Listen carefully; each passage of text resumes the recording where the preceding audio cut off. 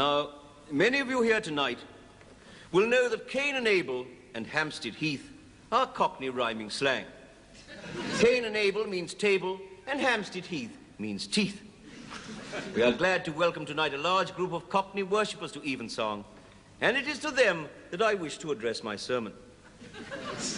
I want to tell you a story. A long time ago, in the days of the Israelites, there lived a poor man. He had no trouble and strife. She had run off with a tea leaf some years before, and he now lived with his eldest bricks and mortar, Mary. And being very short of bees and honey, unable to pay the burden on Trent, he was tempted to go forth into the Bristol city and see what he could half-inch. He would say to Mary, his bricks and mortar, "I will take a ball of chalk into the town and buy some tobacco for my cherry ripe." And he would put on his almond rocks and his dicky dirt and his round the houses and set off down the Frog and Toad until he reached the outskirts of the Bristol. And people would stare at him, for his dicky dirt was torn.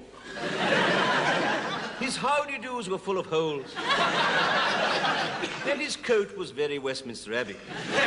He was also somewhat unclean, being too poor to purchase any Cape of Good Hope. His bushel and peck was extremely 230. And people passed by on the other side to avoid the pen and ink. He was truly an ugly man. His north and south drooped, his mince pies were watery, and he had a big red eye, I suppose. One day his bricks and mortar gave him some money, saying, "Here is a saucepan lid, go and buy food, a loaf of Uncle Fred and a pound of standard ease. But do not tarry in the town, and bring me back what is left of the money to buy myself some new underwear. I need a new pair of early doors.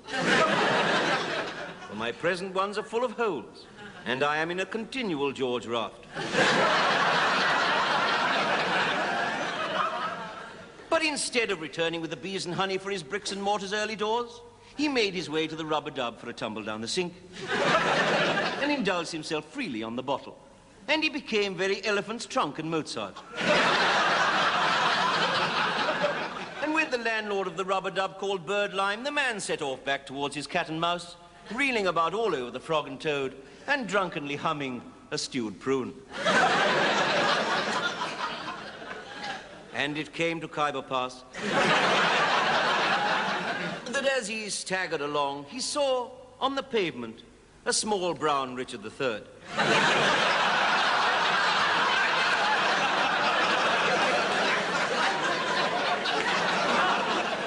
And he stared at it, lying there at his plates of meat. And he said, "Oh, small brown Richard III, how lucky I did not step on you." And he picked it up, and he put it on top of a wall where no one could step on it. And a rich 4x2-ish merchant, who witnessed the deed, put his hand into his skyrocket and took out a Lady Godiva and handed it to the man, saying, "I saw you pick up that Richard III and remove it from the pavement, and that was a kindly act.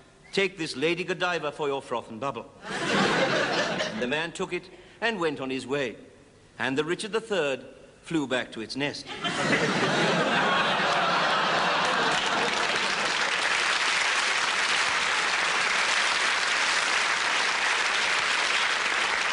Now, when the man arrived home, his daughter was sitting by the Jeremiah on her favorite Lionel Blair. And she arose angrily and said, "Once again you come home, Elephant's Trunk and Mozart. You have spent all the money I gave you.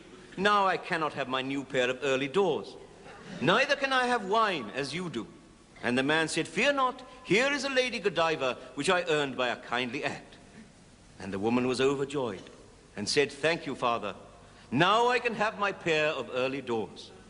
Verily, that kindly act has ensured that I have more than enough to cover my bottle and glass."